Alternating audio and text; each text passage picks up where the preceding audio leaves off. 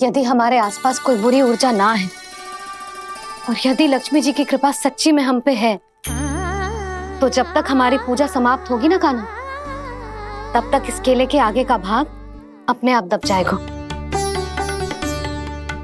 कान्हा, ये भी दीपावली की एक प्रथा है। इससे पता चलता है कि माँ लक्ष्मी की कृपा हम पर बनी हुई है कि ना।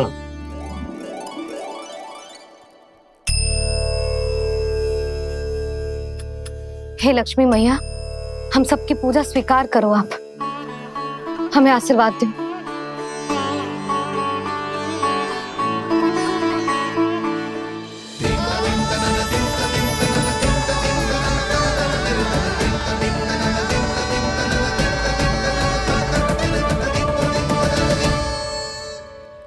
आपने सही कही थी जी, मैया लक्ष्मी का आशीर्वाद हमारे साथ ही है, सच्ची में हमारे साथ यही है।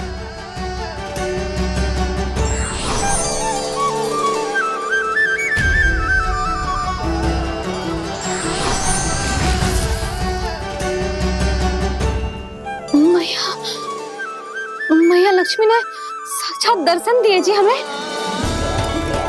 हाय यशोदा, मैया ने हमारी भक्ति स्वीकार कर ली।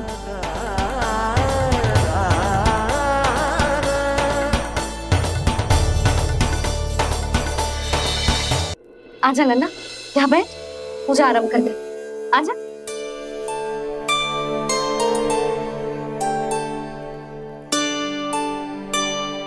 प्रभु नहीं,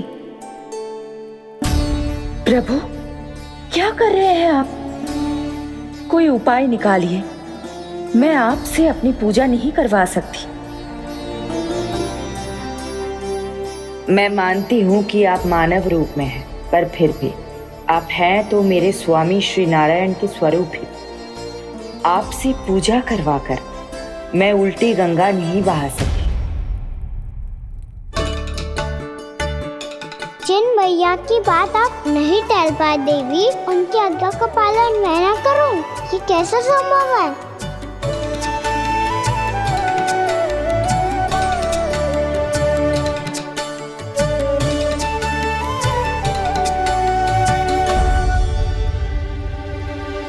पर आप इतनी विचलित क्यों हो रहे हो? प्रेम और पूजा में कोई अंतर नहीं होता। मैं कोई भी अवतार क्यों ना ले लूं, मेरा प्रेम तो सदा आपके साथ ही है। तो फिर मैं आपकी पूजा करूं या आप मेरी, इससे क्या अंतर पड़ता है?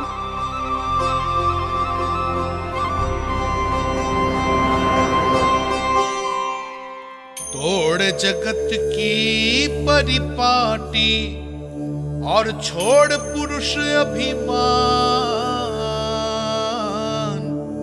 अर्धांगिनी का पूजन कर प्रभु, रच रहे नया विधान।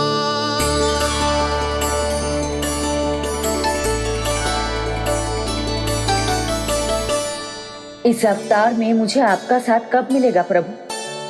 इधर के राजा भीष्मक की पुत्री रुक्मणी के रूप में शीघ्र ही आपका जन्म होगा।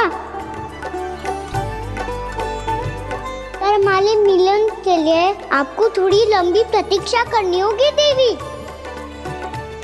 क्योंकि उसके पहले मुझे अपने अन्य दायित्व निभाने हैं और कंस के राक्षसों का सामना भी तो करना है।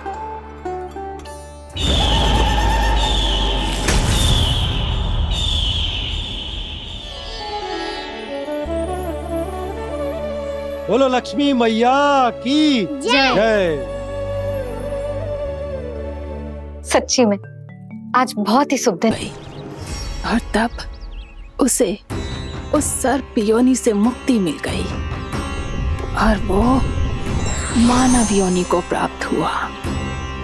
देखते ही देखते वो 4 भुजाओं वाले मानव में बदल गो, जैसे बैकुंठ के निवासी श्री गरुड़ देव तो उसे अपना भोजन बनाने वाले थे, पर अब वो उसे सीधे बैकुंठ ले गए। तो क्या श्री गंगा जी के जल में इतना चमत्कार हो तो है कि एक साधारण से सर्प को वैकुंठ निवासी बना दियो? हाँ शंकरी, यही तो महिमा है। प्रभु श्री शिव शंकर की जटाओं से बहने वाली राजा भागीरथ द्वारा पृथ्वी पर लाई गई श्री गंगा नदी की। जो भी इस पवित्र गंगा नदी में 3 डुबकियां लगातो है, उसका भूत, वर्तमान, भविष्य तीनों काल पवित्र बन जाते हैं। जब प्रभु श्री राम वनवास के लिए अयोध्या छोड़कर जा रहे थे, तब सीता मैया ने भी गंगा जी को प्रणाम करके सबके साथ सुरक्षित लौटने का आशीर्वाद मांगा था। आप सब स्वयं ही सोचो, जिनकी आराधना स्वयं सीता मैया ने की हो, वो गंगा मैया कितनी पवित्र होगी। अब तो मेरे मन में भी गंगा मैया के दर्शन की इच्छा जाग रही है मौसी। कितना अच्छा हो तो ना यदि ये सौभाग्य हम वृंदावन वासियों को भी मिल जातो। हमारे तो भाग्य ही खुल जाते। कान्हा, तुम गंगा जी को सच में यहाँ बुलाने वाले हो? पूर्णा मौसी, आपका प्रवचन सुनने के बाद तो मेरा भी मन कर रहा है कि यदि मुझे भी गंगा मैया के दर्शन हो पाते, वो भी दीपावली के दिन, तो बात ही कुछ और होती। हे नारायण, हमारी जो इच्छा आज नहीं तो कल पूरी अवश्य करना।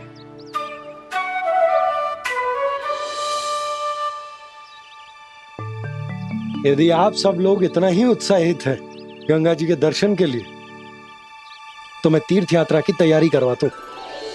हम सब शीघ्र ही जाएंगे।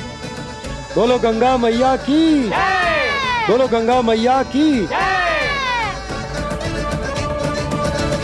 बाबा, मैया तो कल ही गंगा जी में स्नान करना चाहती है, दिवाली के अवसर पे। कान्हा, कल की कल तो असंभव है, जे ना हो पाएगा। अपनी मैया की इच्छा पूरी करना हर लल्ला का कर्तव्य होता है ना। मैं कल ही इन्हें गंगा जी के पास ले जाऊंगा। जिस भी गंगा स्नान करना हो, कल सुबह मेरी और मैया के साथ चल पड़ना।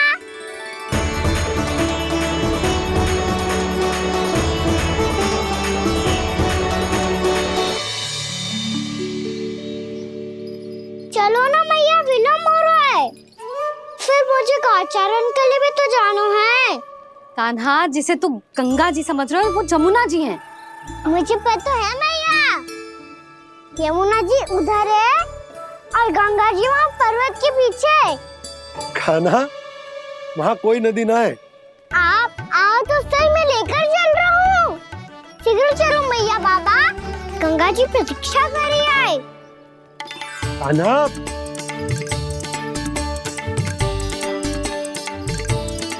मैं दरवाजा बंद कर देता हूँ। ये क्या कर रहे हो? दीपावली का उत्सव है, आप द्वार क्यों बंद कर रहे हो जी? अब जो बंसी को बताया वो आपको भी बताना पड़ेगा क्या?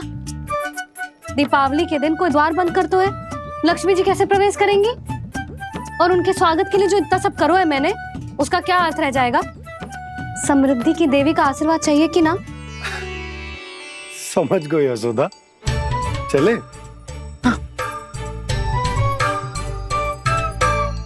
आपके प्रिय आम के पत्ते और गेंदे के फूलों का तोरण लगाकर, आपके पदचिन्ह बनाकर, आपके लिए घर द्वार खुले रखकर, अब आप बताइए देवी, क्या पूजा के समय आप वहां पधार कर उन्हें आशीर्वाद देंगी? मैं वहां अवश्य जाऊंगी प्रभु, किंतु आशीर्वाद देने नहीं, लेने। मैया यशोदा का आशीर्वाद लेने। कान्हा, कान्हा, रुक, हमारी प्रतीक्षा तो कर। अरे नाना, मैया को प्रतीक्षा न करना चाहिए। आप दोनों शीघ्र आओ।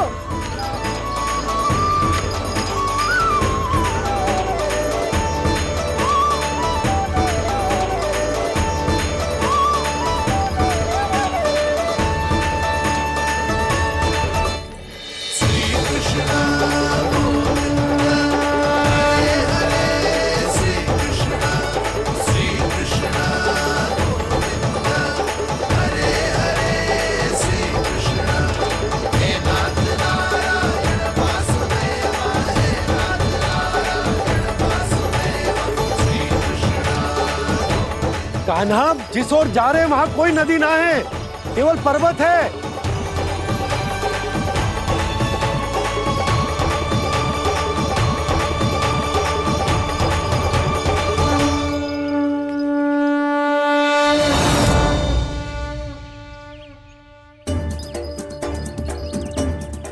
हे गंगा देवी, आप मुझसे मिलने की इच्छुक है और मुझे भी जीव हत्या का पाप धोने के लिए आपके पवित्र जल की आवश्यकता थी।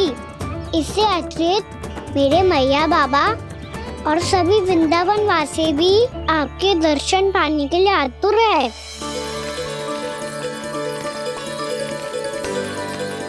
कृपया हमारे वृंदावन में पधारिए गंगा देवी। कृपया हमारे वृंदावन में पधारिए गंगा देवी। पधारिए गंगा देवी। पधारिए गंगा देवी। जो गंगा मेरी जटाओं से बहती है, आज वही गंगा वृंदावन में बहेगी। जो गंगा मेरी जटाओं से बहती है, आज वही गंगा वृंदावन में बहेगी। आज वही गंगा वृंदावन में बहेगी।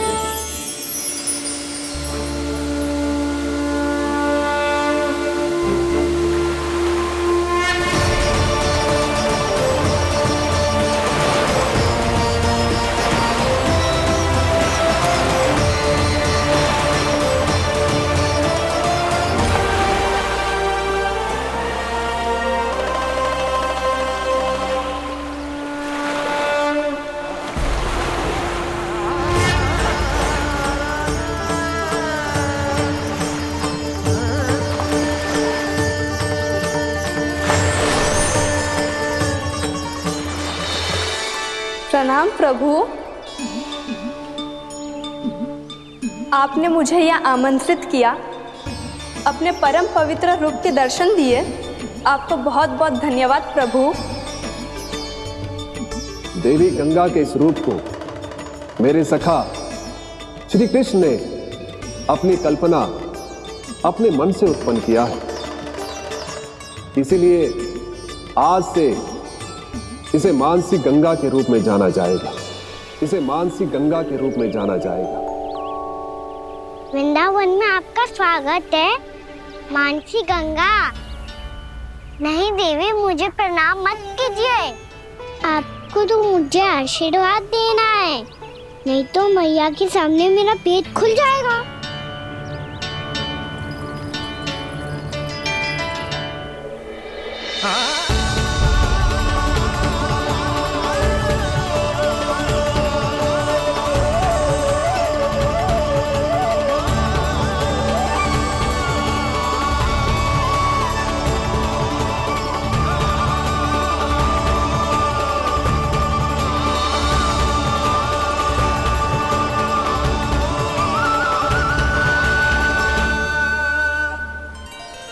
ये कैसे संभव है?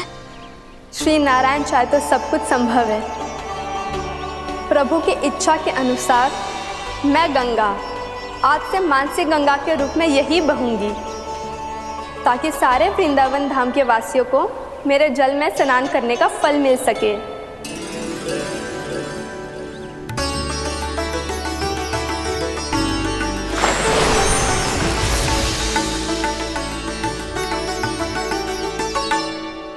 श्री नारायण का आशीर्वाद मिलो है, हम स्वयं गंगा मैया का आशीर्वाद मिलो है।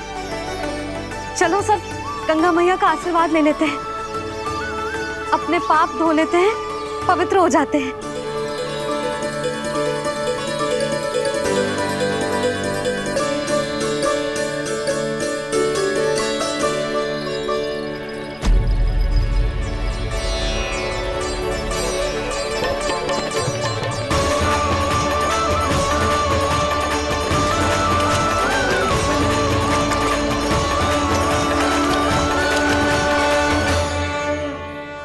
बस हो चुका है। हर बार मैं पराजित नहीं होऊंगा और हर बार उसे विजय नहीं होने दूंगा मैं।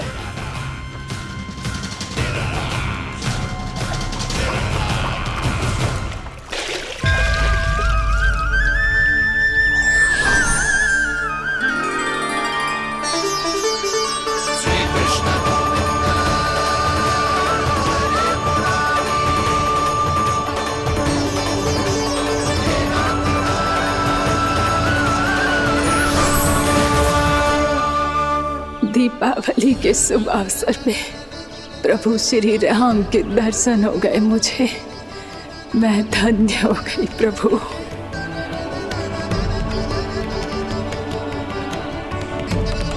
कल मैंने तुम में महादेव शिव शंकर को देखा और आज प्रभु श्री राम को देख रहा हूं। मैंने अपने भक्तों को उसी स्वरूप में दिखाई देता हूँ। वो मुझे देखना चाहते हैं और अपने शत्रुओं को दिखाई देता हूँ मैं भूत सपना के रूप में।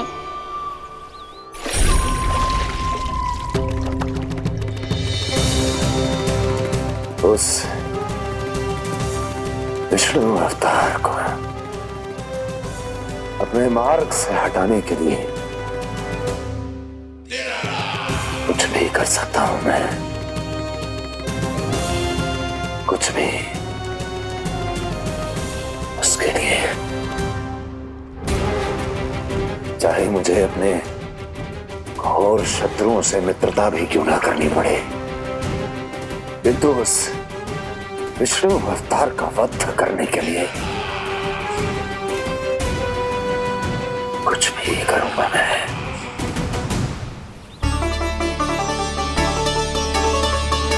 हमारा तो जीवन ही सफल हो गो मैया। सच्ची में कान्हा तू अद्भुत है। केवल अद्भुत ही ना लाली, मेरी मान तो स्वयं नारायण का स्वरूप है कान्हा। मानसी गंगा के बारे में कान्हा को कैसे पता चलो? क्या ये सच्ची में विशेष है या फिर जैसा कि सब जन कह रहे हैं कहीं सच्ची में जी श्री नारायण का ही स्वरूप तो ना है? संभालिए प्रभु, इससे पहले कि मैया का संदेह बढ़ जाए। मैया बहुत ठंडी लग रही है, बहुत ठंडा लग रही है।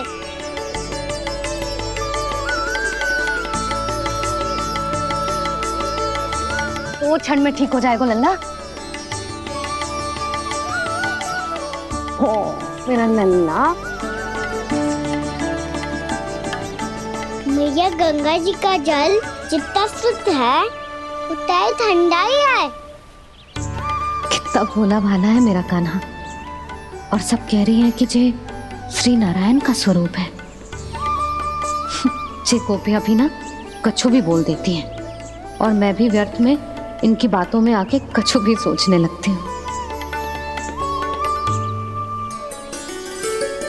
बस बस मैया, अब होगो, अब सीधा चलो घर। कोई प्रतीक्षा कर रहा है। पूरा गांव तो यहाँ है लल्ला, फिर घर पे हमारी प्रतीक्षा कौन करेगा?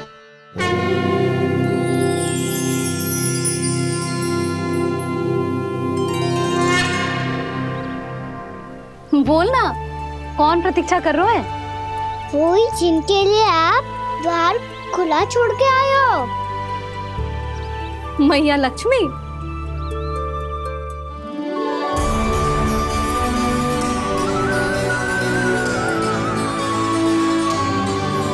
चलो अब घर चलते हैं।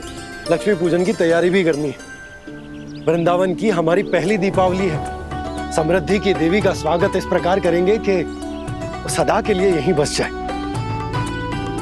यहीं हमारे साथ, हमें छोड़कर कभी न जाए। किसी के मुख पर कोई प्रसन्नता नहीं होगी, कोई त्योहार नहीं मनाया जाएगा वृंदावन में। महाराज,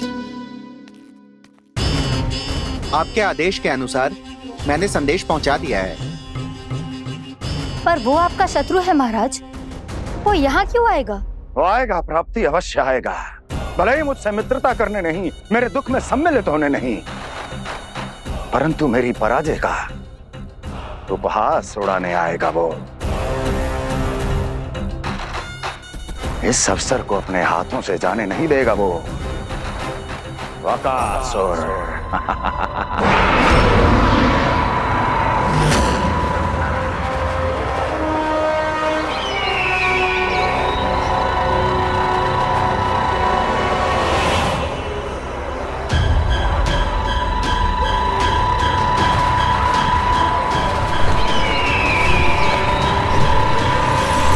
मैंने कहा था ना प्राप्ति,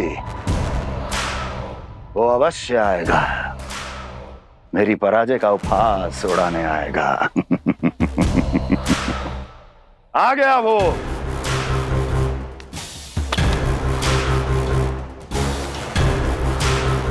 महाराज, ये क्या कर रहे हैं आप? शत्रु है वो प्राप्ति, महल में भेंट करने नहीं आएगा। मुझे ही जाना होगा किसी ऐसे स्थान पर जहां उसे यह विश्वास हो जाए कि मैं अकेला हूं, तभी तो मुझे घेरने का प्रयास करेगा वो। चमत्कारी तो है जी, दीपावली के दिन गंगा मैया के दर्शन हो गए, इससे शुभ और क्या हो सकता है।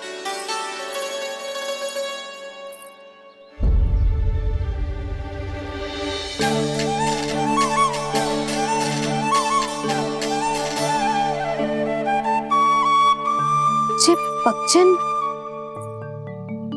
मैंने तो बस यही पक्षन बनाए थे, तुझे लक्ष्मी जी के पक्षन भीतर तक कैसे आ गए? किसने कर मुझे?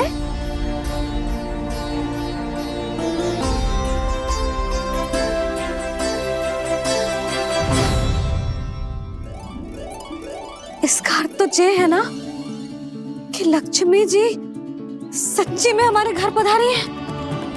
कितना अच्छा होता जी यदि हम यही होते, उनका स्वागत करते, उनकी पूजा करते, प्रसाद चढ़ाते और उनकी सेवा का सौभाग्य मिल जाता।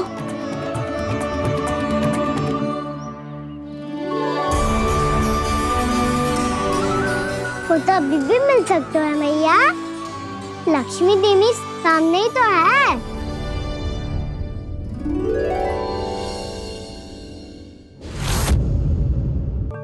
पक्षन,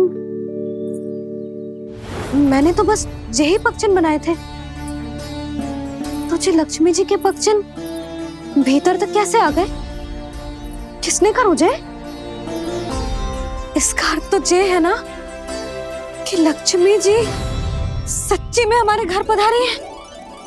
कितना अच्छा होता जी यदि हम यही होते, उनका स्वागत करते, उनकी पूजा करते, प्रसाद चढ़ाते और उनकी सेवा का सौभाग्य मिल जाता।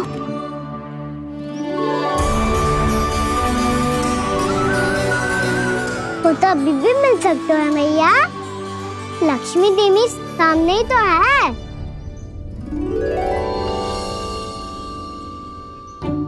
कहना सही कह रहे हो यशोदा, लक्ष्मी जी का आशीर्वाद हमारे साथ ही है, और वैसे भी जिन पर नारायण की कृपा होती है, लक्ष्मी जी उनके साथ तो होती ही है।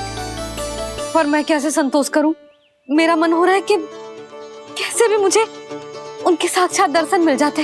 अरे ये देखो तो सही, उनकी उपस्थिति का संकेत दे दियो है। ये कोई साक्षात दर्शन से कम है क्या? चलो हम लक्ष्मी पूजन कर लेते। इस बार तो हमारे साथ कान्हा भी लक्ष्मी पूजन करेगा। प्रभु मेरी पूजा करेंगे? मैया की इच्छा तो यही है। पर आप मेरी पूजा कैसे कर सकते हैं प्रभु? आप मेरे स्वामी हैं, आपकी पूजा करना मेरा धर्म है। नहीं प्रभु, यह अनुचित होगा, मैं आपसे मेरी पूजा नहीं करवा सकती।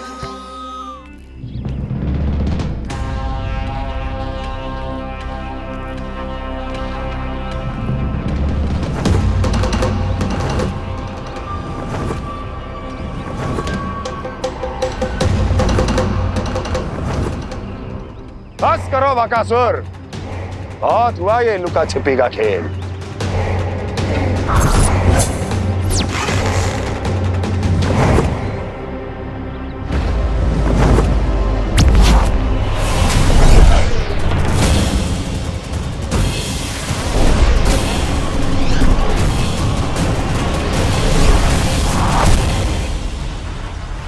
प्रणाम कंस। छिपे रहकर दूर से ही प्रणाम करोगे? सामने आओ बकासुर।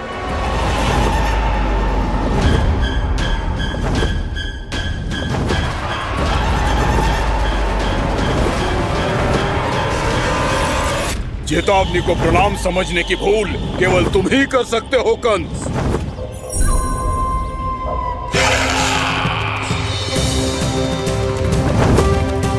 अनगिनत युद्ध करने के बाद भी जिसने पराजय का कड़वा स्वाद न चखा हो, उस अपराजय विजेता का अपमान करने की मूर्खता केवल तुम ही कर सकते हो बकासुर। अपने दिव्य अस्त्रों से किसे भयभीत कर रहे हो कंस? उसे जिसे संपूर्ण देवता भी मिलकर परास्त नहीं कर पाए थे। समय के साथ तुम्हारी स्मरण शक्ति पर धूल लग गई है बकासुर। भूल गए हो तुम अभी कुछ ही क्षण पहले जिस दिव्य अस्त्रधारी का तुम उपहास उड़ा रहे थे, उसी ने परास्त किया था तुम्हें। उस दिन तुम्हारे प्राण देह के इस बंधन से मुक्त हो जाते यदि तुम्हारी बहन पूतना ने तुम्हारे जीवन दान के लिए विनती न की होती। तो यही स्मरण कराने के लिए बुलाया है मुझे? संधि करने के लिए बुलाया है। असंभव है ये। तुम्हारा मित्र वत्सासुर वीर गति को प्राप्त हो चुका है। जानते हो किसने की उसकी हत्या? तुम्हारे प्राणों की रक्षा करने वाली तुम्हारी बहन पूतना प्राण गवा चुकी है अपने। जानते हो किसने की उसकी हत्या?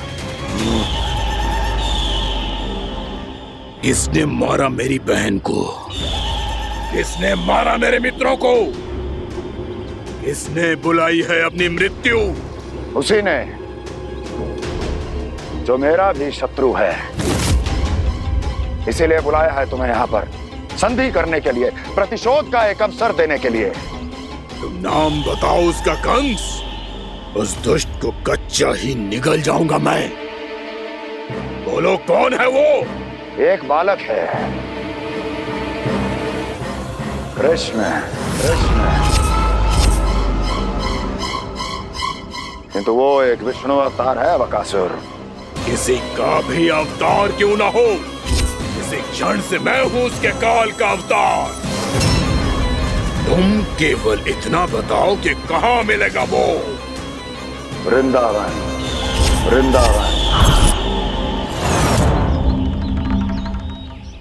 कान्हा, आजा, पूजा आरंभ करते हैं। नहीं प्रभु,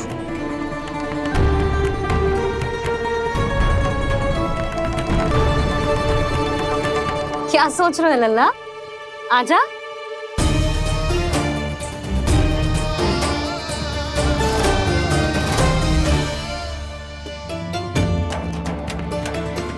पहले इस राक्षस का सामना करना होगा मुझे, अन्यथा ये शुभ दिन को सबके लिए अशुभ बना देगा।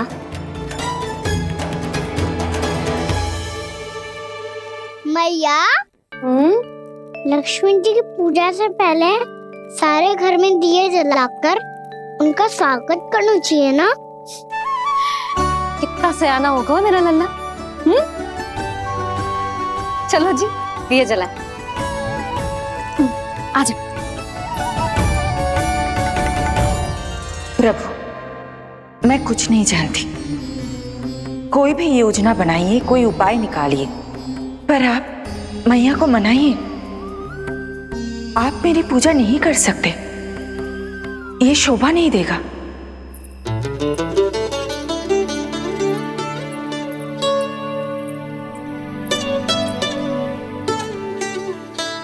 पहला दिया जलाएगो लल्ला? हाँ मैया। ले, ध्यान से लल्ला।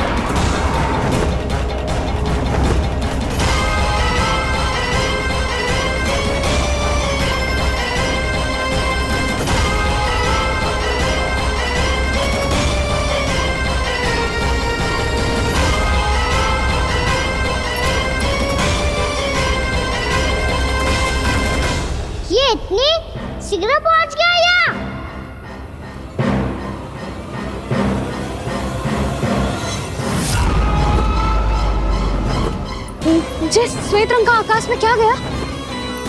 सुनो जी, देखो आपने, जे तो अवश्य ही बहुत अशुभ संकेत है जी। कहाँ है वो? कहाँ है विष्णु अवतार कृष्ण? दिवाली के शुभ दिन अशुभ संकेत की बात करियो मैया। ये तो कयूर तीव्र चलने के कारण मुझे है, फिर से चला लेंगे। साधारण दीपक ही तो है ये साधारण ना है लल्ला, दीपावली के दीपों का बहुत विशेष महत्व होता है। तो है भैया, वनवास के बाद जब राम जी लौट कर आ रहे थे तब उनके स्वागत में पूरी अयोध्या में ये दीप जलाए गए थे। दीपावली अमावस्या की रात को पड़ती है और रात का अंधेरा मन के भीतर के उस अंधेरे का प्रतीक होता है जो बुराई को शक्ति देता है।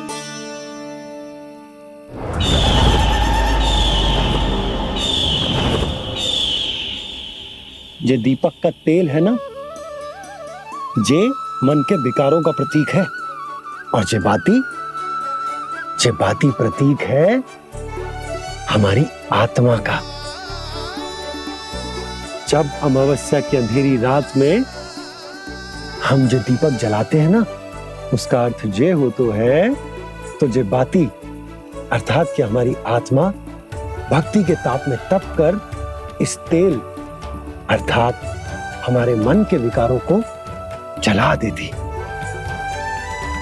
और आत्मा शुद्ध होकर परमात्मा के साथ एक हो जाती और फैल जाता है दसों दिशाओं में अच्छाई, सुख, शांति और ज्ञान का प्रकाश। समझो? साधारण अर्थ में कहते हैं कि दीपावली की रात जो दीपक का प्रकाश होता है ना, वो रावण की बुराई पर राम जी की अच्छाई का, उनकी जीत का प्रतीक होता है। समझ गो मैया, सब समझ गो।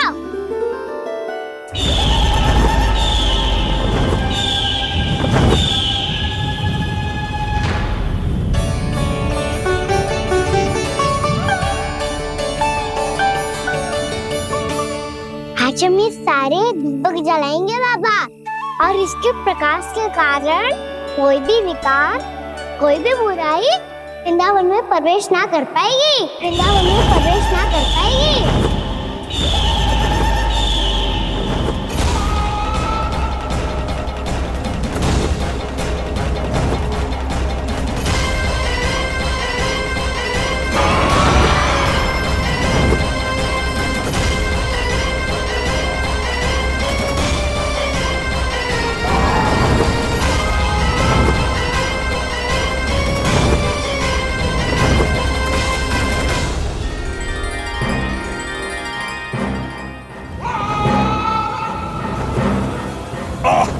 इतना तीव्र प्रकाश, इसके कारण तो कुछ देखना भी कठिन हो गया है। और मुझे इन दीपकों की उष्मा क्यों अनुभव हो रही है? कैसे संभव है ये? आज बुराई पर अच्छाई की विजय की रात है। आज वृंदावन के निकट आने का प्रयास भी ना करना बकासुर, अन्यथा इन दीपकों की लो तुम्हें जलाकर भस्म कर देगी। इन दीपकों की अग्नि तो सचमुच मुझे जला रही है।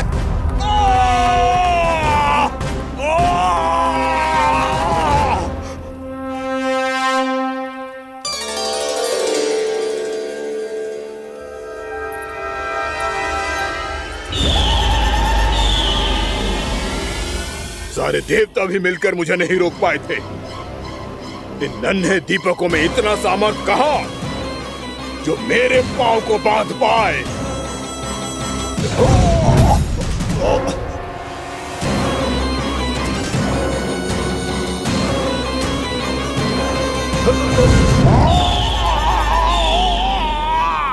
इन्हें अंधेरा मिटाने वाले साधारण दीपक समझने की भूल मत करो बकासुर। वृंदावन में जलने वाला हर दीपक उस भक्ति का प्रतीक है जिसकी लो मेरे भक्तों ने अपने हृदय में जला रखी है।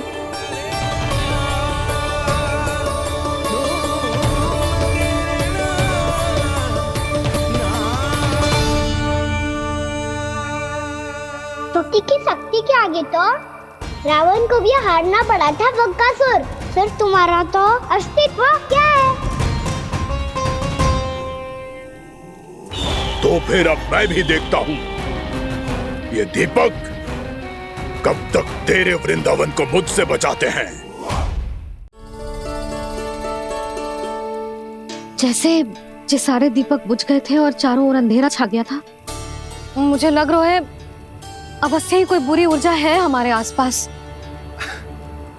यशोदा, अंधेरे को भूल जाओ, चारों ओर बिखरे इस प्रकाश को देखो। जे मैया लक्ष्मी की उपस्थिति का संकेत,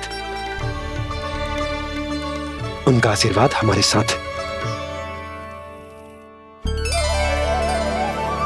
आप अभी तक यही हैं देवी? मैं कैसे जा सकती हूँ? यशोमती मैया मेरे दर्शन करना चाहती है। जिनकी इच्छा आप नहीं टाल सकते, उनकी इच्छा का मान मैं ना रखूं, ये तो संभव ही नहीं है। आपने मनाया है ना, स्मरण है ना आपको? मैं आपसे अपनी पूजा नहीं करवा सकती। अब तो दीपक भी जल गए, इससे पहले कि मुहूर्त निकल जाए पूजा आरंभ करते हैं। चल आजा।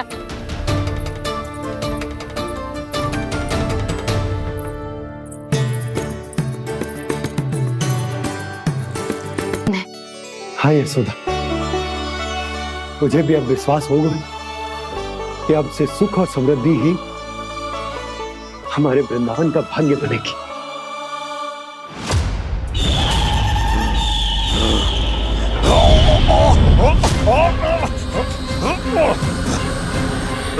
इन दीपकों का प्रकाश सैकड़ों सूर्यों की भांति चुभ रहा है मुझे।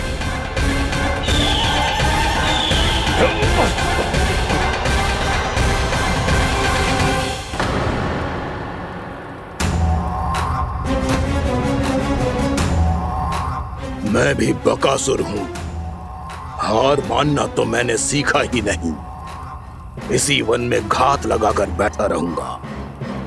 जैसे ही ये दीपक बुझेंगे, मैं इस वृंदावन पर और उस विष्णु अवतार पर आक्रमण कर दूंगा। नहीं छोड़ूंगा उस मायावी कृष्ण को। उसने मेरी बहन पूतना का वध किया है। नहीं छोड़ूंगा उस मायावी कृष्ण को। नहीं छोड़ूंगा उस मायावी कृष्ण को। चाहे जितनी बार मेरा नाम जप लो बकासुर, इसका फल तो तुम्हें कल ही मिलेगा।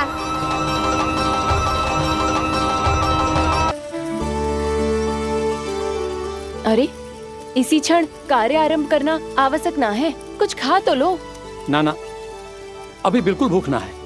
और हाँ भगवान, तुम्हें चिंता करने की आवश्यकता नहीं है। आज मैं किसी को भी 2 शब्द कहने का अवसर नहीं दूंगा।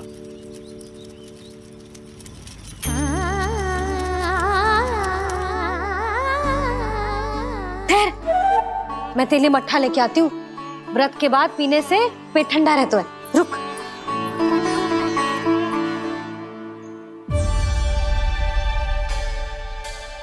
भक्तों ने अभी तक व्रत नहीं तोड़ा है, मैं कैसे तोड़ लूं? भूख कहाँ से होगी? श्री हरि नाम से पेट तो भर लेते हो। श्री हरि श्री हरि श्री हरि।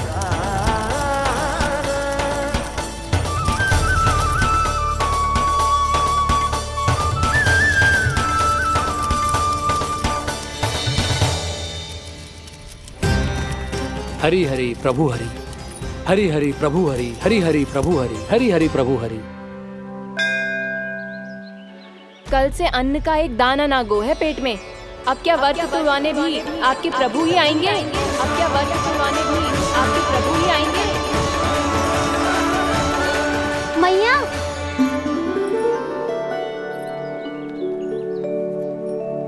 मैया पहले व्रत तोड़ के कछु खा तो लो। अभी ना, लौट के आने के बाद। हाँ,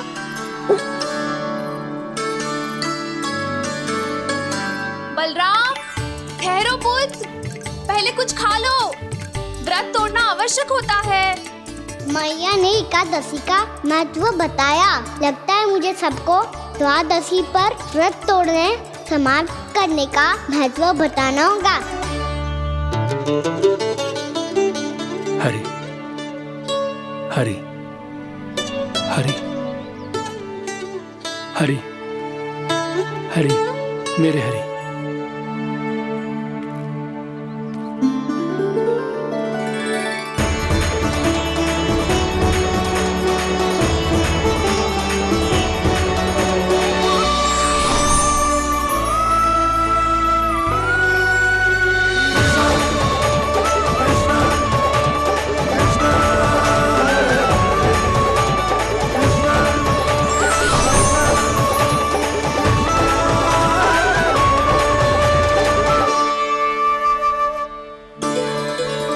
अभी अभी तो मैंने बच्चों की माँ को वचन दिया था कि आज किसी को शिकायत करने का अवसर ना दूंगा, और अब मैं प्रभु श्री हरि की कल्पना जसोमती रानी के लल्ला में ही करने लगा।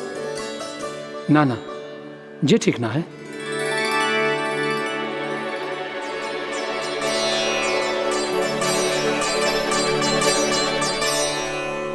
ठीक ही तो है, बिल्कुल सही पहचाना है आपने।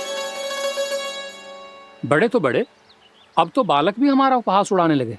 मैं आपका उपहास नहीं उड़ाने आया, मैं तो आपके एकादशी के व्रत को पूरा कराने आया हूँ।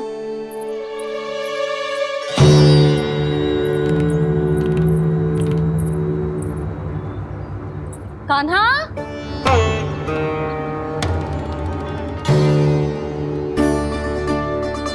तो ये रे आपकी छड़ी और ये रे मेरी पीठ। सेक देना तापड़ तोड़। आज तो इसकी पीठ सेक के रहूंगी मैं। मैया घर पे भूखी मुझे ढूंढ रही होगी।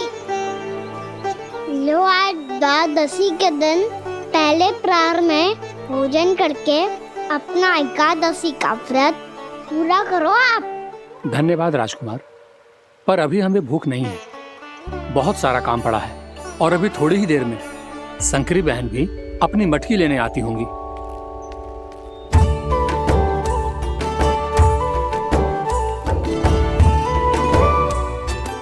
पर मैं आपका व्रत पूरा कराए बिना नहीं जा सकता।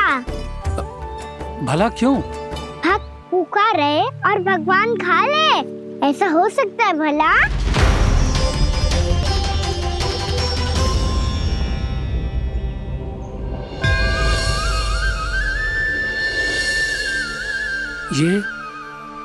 ये कैसा भ्रम हो रहा है मुझे?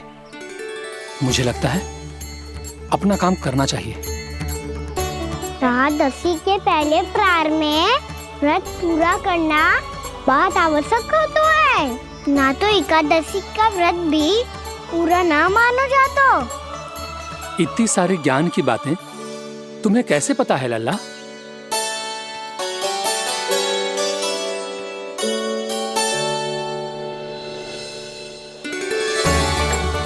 जैसे एकादशी की कथा होती है, वैसे द्वादशी की महिमा भी एक बहुत महत्वपूर्ण कथा है।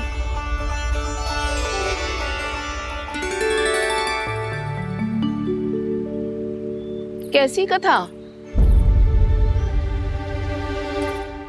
बिल्कुल सही समय पे आई हो आप, क्योंकि आपको ये कथा आपको अवश्य सुननी चाहिए।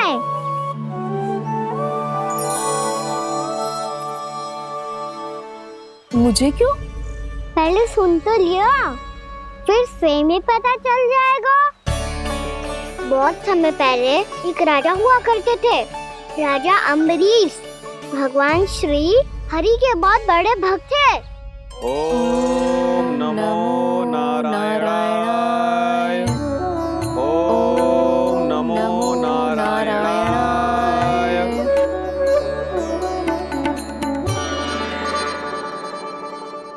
नेक पुण्य के काम करते थे वो। अपनी पत्नी के साथ हरि का नाम जपते रहते थे। उन्होंने 12 माह एकादशी का व्रत करो, निर्जल पास कियो, और जब उनकी 12वीं एकादशी का व्रत द्वादशी के दिन तोड़ने का समय हुआ, तभी महर्षि दुर्वासा अपनी 100 शिष्यों के साथ उनके महल में पधारे।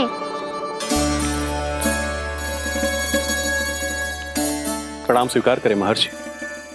आप जैसे महान ऋषि मेरे राज्यसभा में आए, वो भी ऐसे अवसर पर जब मैं और मेरी पत्नी निरंतर 12 एकादशियों के बाद अंतिम एकादशी का व्रत तोड़ेंगे। इससे बड़े सौभाग्य की क्या बात हो सकती है हमारे लिए। आज आपके साथ साथ मेरा और मेरे शिष्यों का एकादशी व्रत भी पूरा होगा। संभव है प्रभु की इच्छा यही हो कि हम सब अपना व्रत एक साथ तोड़ें। ये तो अत्यधिक प्रसन्नता की बात है महर्षि। तो फिर ठीक है, हम सब यात्रा से थके हैं। व्रत तोड़ने से पहले हम स्नान करना चाहते हैं। जैसी आपकी इच्छा महर्षि। जब तक आप लोग लौटेंगे तब तक आपके सारे प्रबंध यहाँ हो चुके होंगे।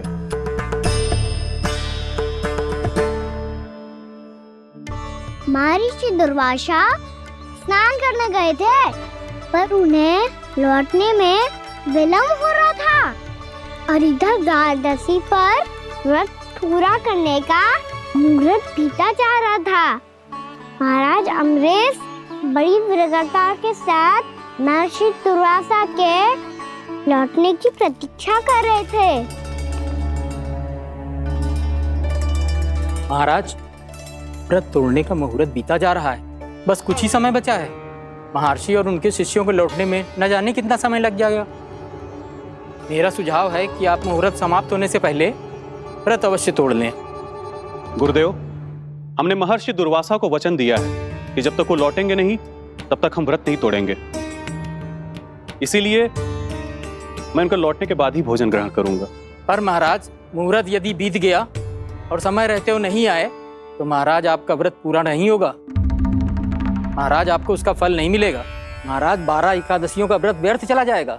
किंतु गुरुदेव, यदि मैंने भोजन कर लिया तो ये तो अतिथियों का अपमान होगा। आप उचित कह रहे हैं महाराज। भोजन के लिए उनकी प्रतीक्षा अवश्य कीजिए महाराज, पर मुहूर्त रहते हुए एक तुलसी का पत्ता और जल ग्रहण कर लीजिए। इससे आपका व्रत भी पूरा हो जाएगा और अतिथि का मान भी रह जाएगा। आपका सुझाव अच्छा है गुरुदेव।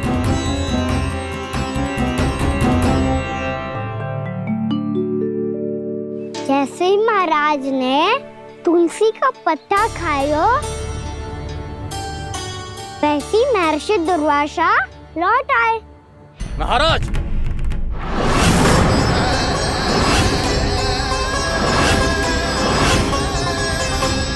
महाराज को उपास तोड़ते देखते बहुत क्रोधित हो गए।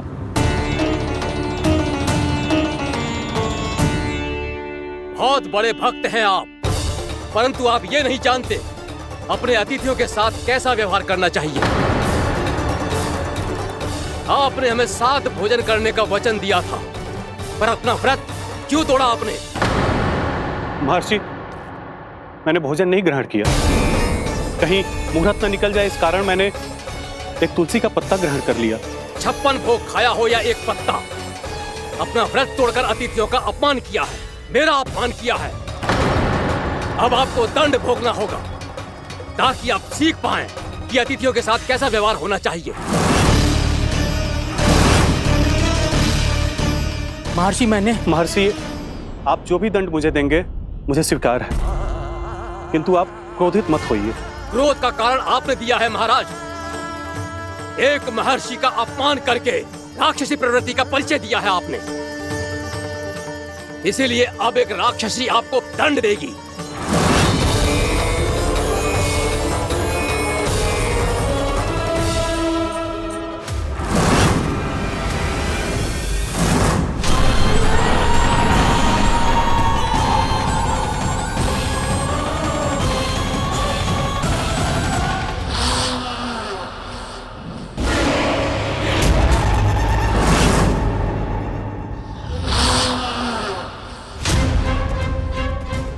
हे प्रभु, यदि मैंने सच में महर्षि का अपमान करने की भूल की हो तो मैं उसका परिणाम भोगने के लिए प्रस्तुत हूं। नमो नारायणाय। ओम नमो नारायणाय नमः। महर्षि दुर्वासा को ये आभास ही नहीं था कि महाराज अम्बरीश ने उनका अपमान नहीं किया था। फिर भी उसे अपमान मान के वो श्री नारायण के भक्त पे संदेह कर रहे थे। मैंने भी तो भोला राम की भक्ति पे संदेह किया था। हे नारायण, ये क्या पाप हो गया मुझसे? संदेह किसी अपमान से कम ना हो तो, और भगवान सब सह सकते हैं, पर उनके प्रिय भक्तों का अपमान सहन ना कर सकते। इसीलिए उन्होंने अस्थिचेप करने का निर्णय लिया।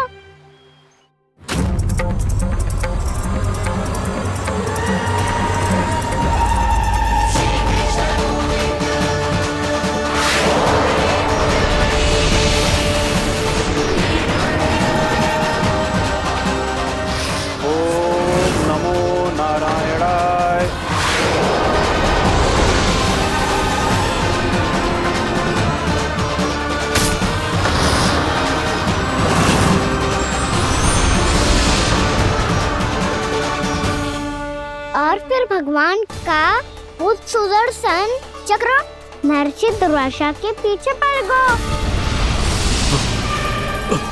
ये चक्र तो मेरी ओर बढ़ रहा है। ओम नमो नारायणाय। ये कैसे संभव हो सकता है? कोई रोको इसे, कोई रोको इसे।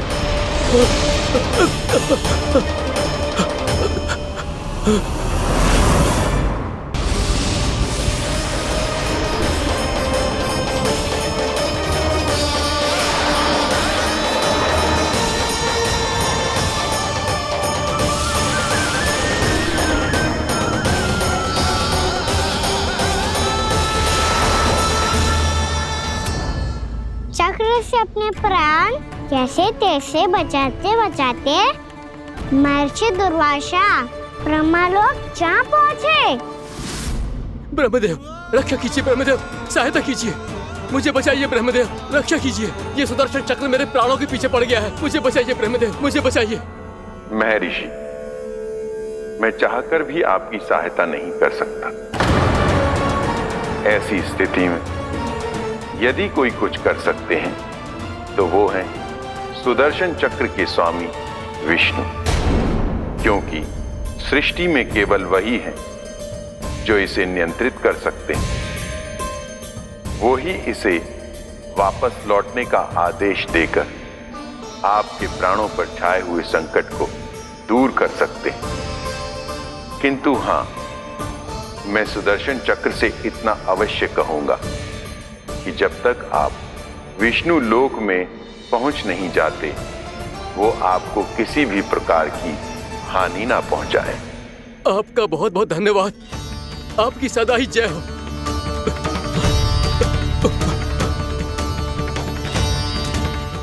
फिर क्या था?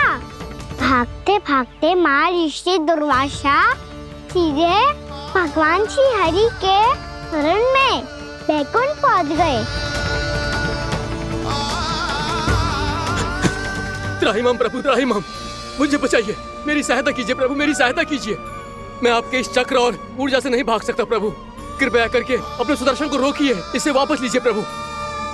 यह असंभव है महर्षि। एक बार सुदर्शन चक्र मेरे हाथों से छूट जाए तो अपना उद्देश्य पूरा किए बिना, मेरे भक्तों की रक्षा किए बिना वापस नहीं लौटता। कोई तो उपाय होगा प्रभु, कृपया करके मेरे प्राण बचाइए प्रभु। मैं सुदर्शन की ऊर्जा से जलकर भस्म नहीं होना चाहता प्रभु। आप जो कहेंगे मैं करूंगा प्रभु, मेरी सहायता कीजिए प्रभु, मेरी सहायता कीजिए। मुझे नहीं लगता कि आप वो कर पाएंगे। मैं अवश्य करूंगा, मैं अपनी प्राण रक्षा के लिए कुछ भी करूंगा प्रभु। आपने मेरे भक्त राजा अम्बरीश को भक्ति का कर्तव्य निभाने के लिए अपमानित और दंडित किया है महर्षि, पर भक्त की रक्षा करना भगवान का कर्तव्य है। इसलिए यदि आप भक्त राजा अम्बरीश के पास जाकर क्षमा याचना करें और यदि वो आपको क्षमा कर दे तो ही ये चक्र आपके प्राण लिए बिना लौट सकता है। अन्यथा आप तो जानते हैं महर्षि, मेरे भक्त का अपमान मेरा अपमान। भक्त का अपमान भगवान के अपमान से कम ना हो तो है। महर्षि दुर्वासा को भी ये बात समझ आई और फिर उन्होंने महाराज अम्बरीश से क्षमा याचना की। महाराज महाराज महाराज महाराज महाराज, मुझे क्षमा करें महाराज, मुझसे बहुत बड़ी भूल हो गई महाराज, मुझसे बहुत बड़ी भूल हो गई महाराज। महर्षि, आप हमारे चरण छुए ये उचित नहीं। महाराज, महाराज अम्बरीश, आप नारायण के सच्चे भक्त हैं। मैंने आपको अपमानित किया, दंडित करने का प्रयास किया महाराज। इस अपराध के लिए मुझे क्षमा कीजिए महाराज, और इस सुदर्शन चक्र से मेरे प्राण बचाइए महाराज।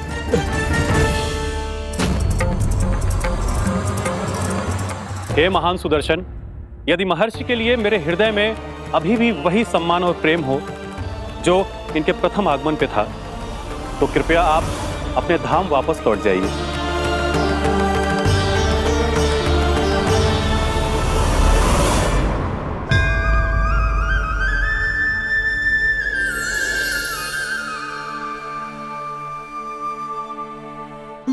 आपका बहुत बहुत धन्यवाद महाराज अम्बरीश। मैं आपको आशीर्वाद देता हूं कि आप देवराज इंद्र के समान शक्तिशाली हों। आपकी कीर्ति का पताका 10 दिशाओं में फहराए। मेरी बस एक ही इच्छा है महर्षि, कि मैं आपके साथ अपना उपवास तोड़ सकूं।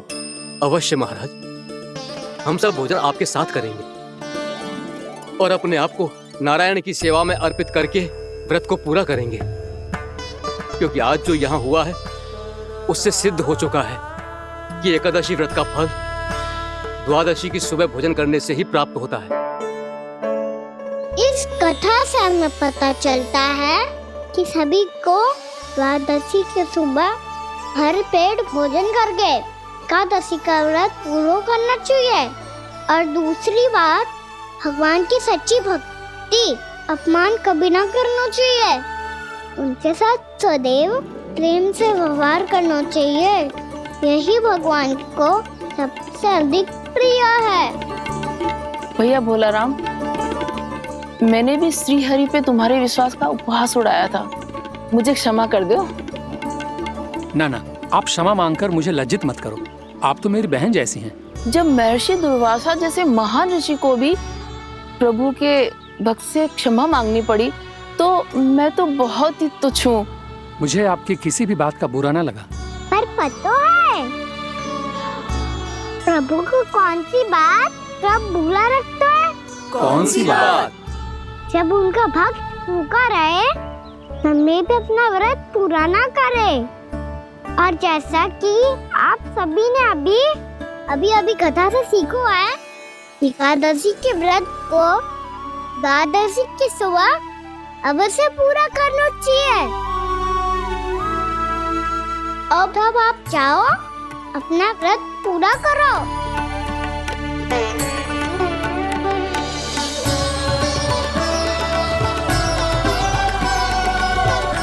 मैं आपके लिए जल लेके आती हूँ।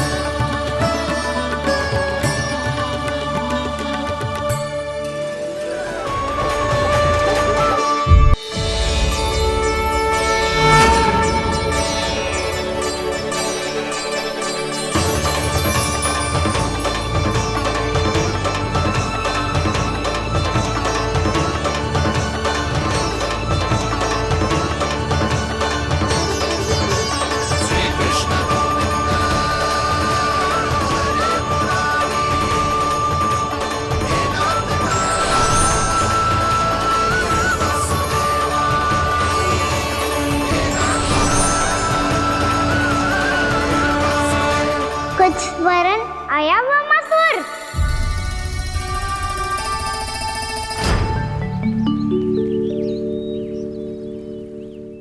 बहुत समय पहले की बात है, बहुत बड़े भूमाकर राज करते थे तुम्हें मान राजा भीमम के नाम से जाना जाता था। सब कुछ था तुम्हारे पास, पर थी, इसीलिए शांति की खोज में अपना संपूर्ण राज अपने पुत्रों को सौंप कर हिमालय पर्वत की ओर चलती है। अनेक वर्षों की तपस्या के बाद तुम्हारे तप की कीर्ति चारों ओर फैलने लगी और फिर सच्चे तपस्वी की धूप में तुम्हारी ख्याति से प्रभावित होकर महर्षि उलट तुमसे भेंट करने आए। राजा भीमरथ, आपने ईश्वर की प्राप्ति के लिए सब कुछ छोड़ दिया, पर अपना अभिमान नहीं छोड़ पाए।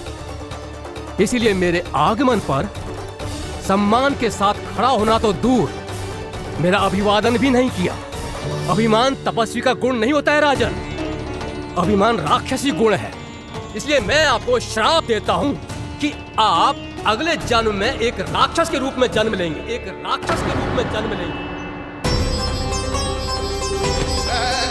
मुझे क्षमा कर दीजिए महर्षि, मैंने जानबूझकर आपका अपमान नहीं किया है। मैं तो यहाँ पर शांति की खोज में आया था। अपने भीतर के संसार में गहरे सोच विचार में डूबा हुआ था मैं। मुझे क्षमा कर दीजिए महर्षि, मुझे क्षमा कर दीजिए। अपनी भूल का आभास प्रायश्चित की ओर पहला पग होता है। मैं अपना श्राप तो वापस नहीं ले सकता, परंतु आपको एक वचन अवश्य दे सकता हूँ। जब भी प्रभु नारायण का अवतार होगा, आपको उचित समय पे वो वरदान देंगे जिसकी आप लंबे समय से प्रतीक्षा कर रहे हैं।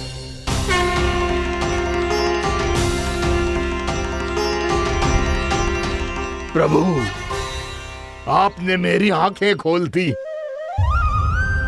अब मुझे पता चल गया है कि आप कौन हैं और मैं कौन हूँ। इसलिए आप मुझ पर कृपा करके अपने चरणों में स्थान दे दीजिए।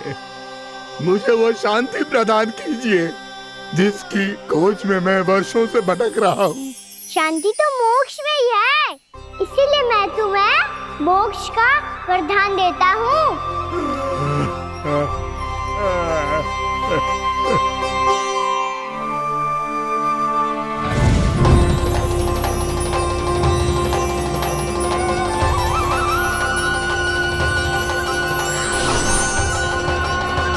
प्रभु की ये लीला सदैव स्मरण रखी जाएगी। इस स्थान को इनका आशीर्वाद मिलेगा और इस कंदरा को व्योमासुर की कंदरा के रूप में पहचाना जाएगा। भविष्य में अनेक ऋषि मुनियों की शरण स्थली बनेगी ये कंदरा। दीदी, ये कोई साधारण बालक ना है। ऐसा चमत्कार कोई साधारण बालक थोड़ी ना कर सकते हो। तुम सत्य कह रहे थे बलराम, गाना सच्चे में भगवान ही है, तभी तो सब देवता इसे बसाने और इसकी ओर से युद्ध करने आते हैं। तुम सब ऐसे आंखें फाड़ के क्यों देख रहे हो मुझे?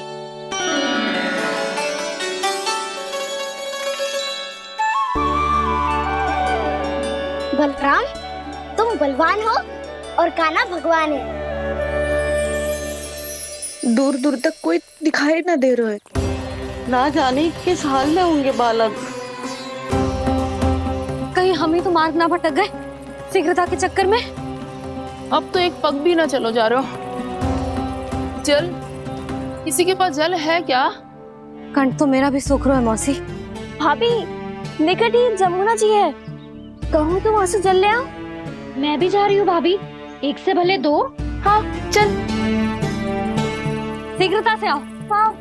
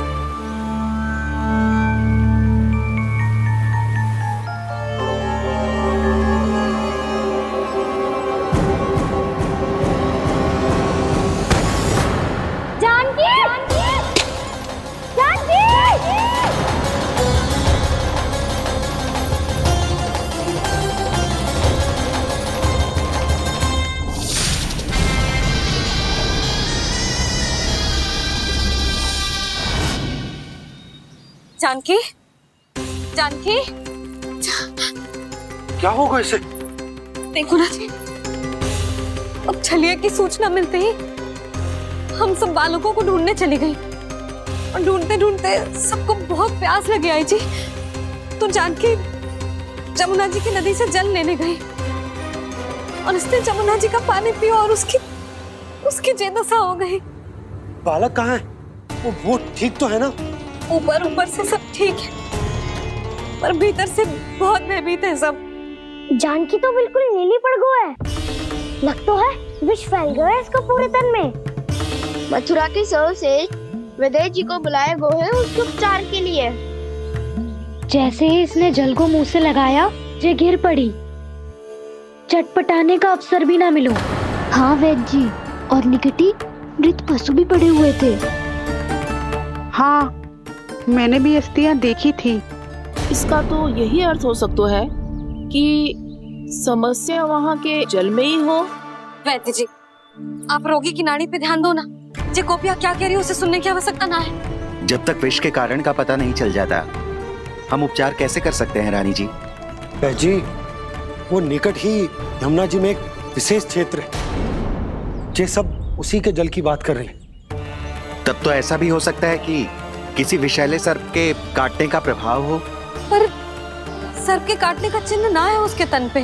सर्प जब काटता है तब उसके दांत के चिन्ह बन जाते हैं। मुझे पता है, बड़े बड़े सर्प को काटते हुए देखो है मैंने। एक दिन अब बस कर उज्जवल, ये बड़ी बड़ी हाँकने का समय ना है। पर यदि सर्प ने ना काटा है, फिर जानकी की ये दशा किसने की? अवश्य किसी राक्षस ने की होगी। नाना, कोई विषैला पशु भी तो हो सकता है। यह अवश्य किसी महाविषैले सर्प के विष से हुआ है। सर्प ने भले ना काटा हो, लेकिन ये अवश्य ही किसी महाविषैले सर्प के विष के कारण हुआ है। कालिया नाग।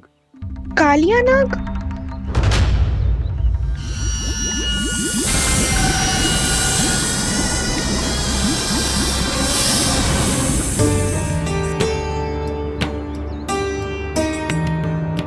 संकेतों से तो ऐसा लगता है कि जानकी ने कालिया नाग के क्षेत्र के विशाल जल पी लियो है। कालिया नाग एक लोक श्रुति है, कल्पना में गढ़ी हुई एक कथा, और कछु ना है। हमें जाके पता लगाना पड़ेगा। पर हमें वहां जाने से मना किया है ना बड़ों ने। उज्जवल सही कह रहे हो है। इस समय जानकी के स्वार्थ से अधिक महत्वपूर्ण और कछु ना है। जानकी हमारे लिए ही जलाने गई थी जी। ना मैं उसे जाने देती ना जैसा वो तो। वैद्य जी, आप शीघ्र कछु करो, कैसे भी कछु भी करो, पर इसके प्राण बचा लो। यशोदा, धैर्य रखो, श्री नारायण पर विश्वास रखो, वो सब ठीक करते हैं।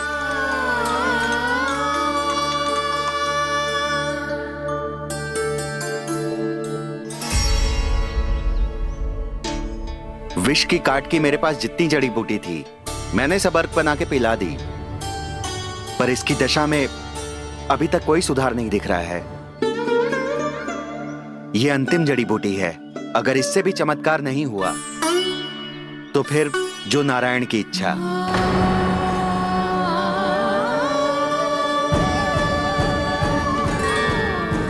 पर कोई तो उपाय होगा जानकी को बचाने का। कान्हा, यदि तुझे किसी औषधि के बारे में पता है, हमें बता दे, हम जाके ले आएंगे।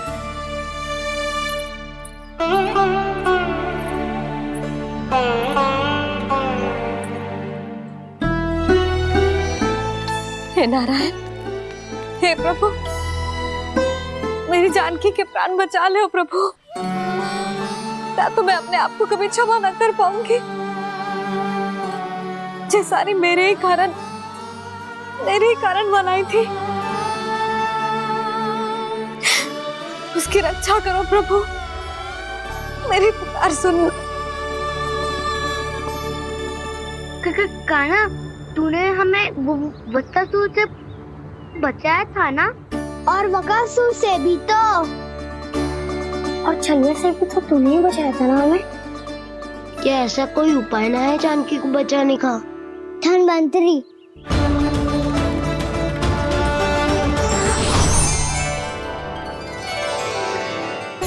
मैं आ गया हूं प्रभु, चिंता मत कीजिए,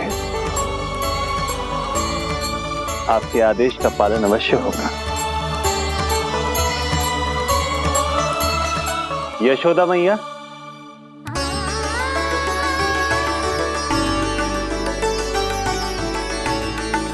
मैया आपको कोई पुकार रहा है।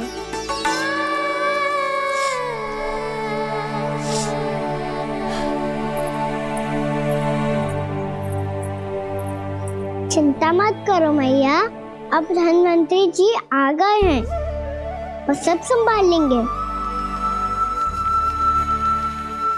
धनवंतरी जी कौन है? जिन्होंने संसार का आयुर्वेद दिया,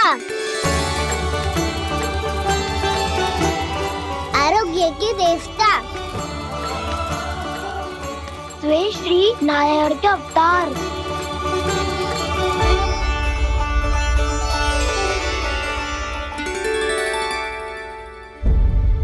मुझे पता चला है कि आपको वेद की आवश्यकता है।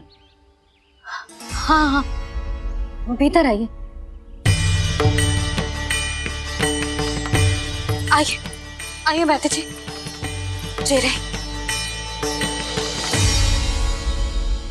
मथुरा का सर्वश्रेष्ठ वैद्य अर्थात मैं यहाँ आ चुका हूँ और रोगी को जितनी औषधि की आवश्यकता थी सब दे चुका हूँ।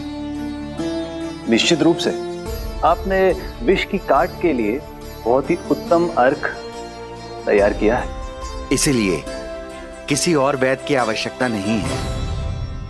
किंतु आप अकेले कितना कुछ करेंगे वैद्यराज, मुझे अपना सहायक ही बना लीजिए। पर जो करना था मैं पहले ही कर चुका हूँ। हाँ, वो तो आप कर चुके हैं, बस रोगी के तन से विष निकालना शेष है ना वैद्यराज? हाँ हाँ, बस वही शेष है। इनके रक्त को विष रहित करने में मैं आपकी सहायता करूंगा। पहले ये संजीवनी मानी जाने वाली इन लाल फूलों की बूटी को भी घिसना है ना?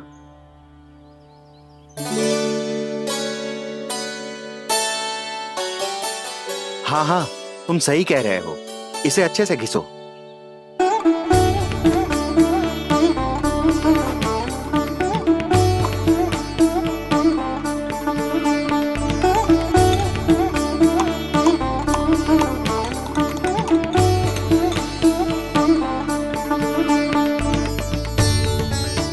और ये नीले फूलों को भी तो मिलाना है ना? हाँ हाँ, अच्छे सहायक बन सकते हो तुम, ऐसे ही श्रम करते रहो।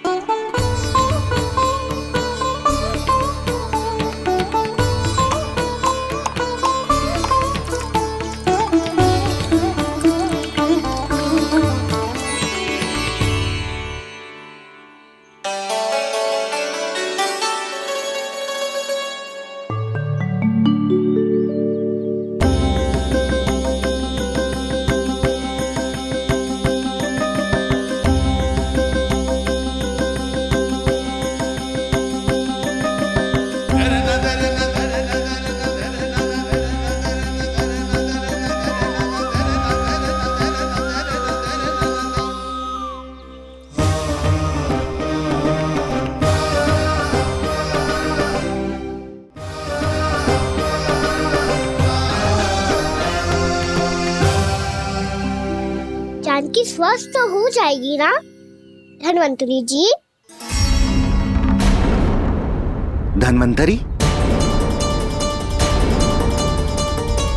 प्रभु, अब मैं क्या करूं? आपने तो स्वयं ही मेरी पहचान उजागर कर दी। जी क्या करो कान्हा? आप सब ऐसे क्यों देख रहे हो? मैया कहती है ना, सभी वैद्य धनवंतरी जी का ही रूप होते हैं। वाह कृष्णा, चतुर तो हो तुम। वैसे वास्तविक धन्वंतरी मैं हूँ, मेरा अर्थ है वास्तविक वैद्य मैं हूँ। ये तो मेरा सहायक है, मुझे पूरा विश्वास है बिल्कुल ठीक हो जाएगी। वैसे ही थोड़े ना मुझे मथुरा का सर्वश्रेष्ठ वैद्य कहते हैं लोग।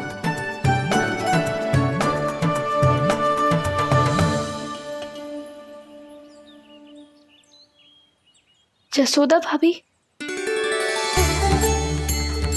जसोदा जी, जानकी को चेतना आ गई। जानकी, जानकी, जानकी, तू ठीक है ना? क्षमा करना भाभी, मैं आपके लिए जल ना ला पाई। बस बहुत भूख लगी है।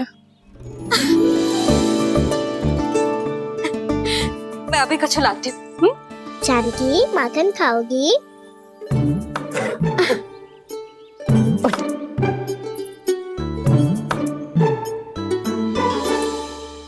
आजा, तू ही खिला दे लल्ला।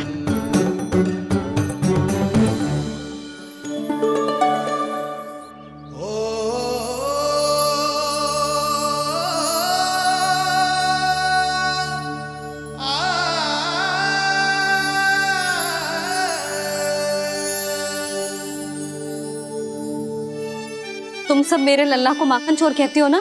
आज देखो, अपना ही माखन जानकी को खिला रहे है।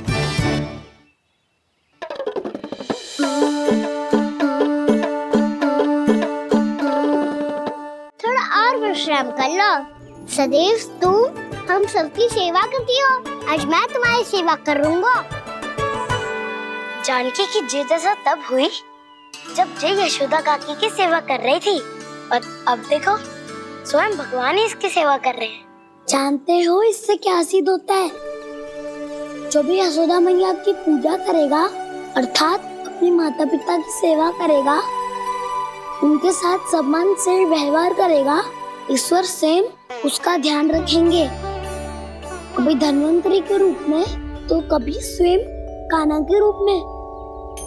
भक्त और भगवान का देखो कैसा ये अनुराग,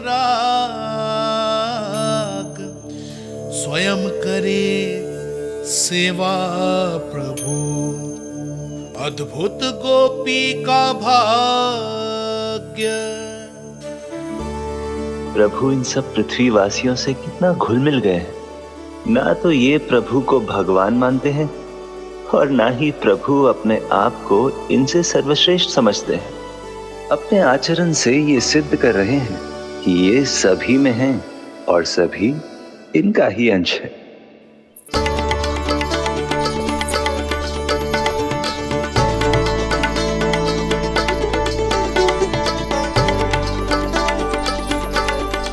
प्रभु, अब मुझे जाने की आज्ञा दीजिए।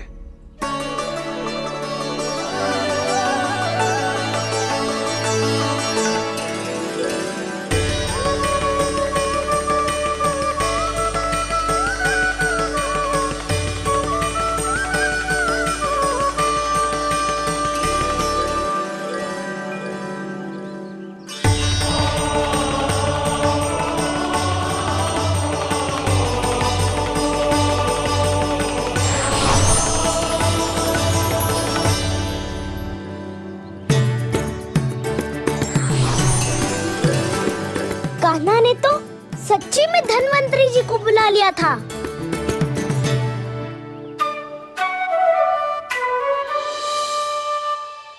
जब से कान्हा का जन्म हुआ है ना, मैं तब से देख रही हूँ, तब से हम पे कोई भी संकट आती है ना, तो अचानक से कोई अपरिचित हमारी सहायता करने आ जाता है, और जाते समय कान्हा की आज्ञा लेके जाते है, और कभी कभी तो इसे प्रभु बोल के जाते है। बाबा संभालो,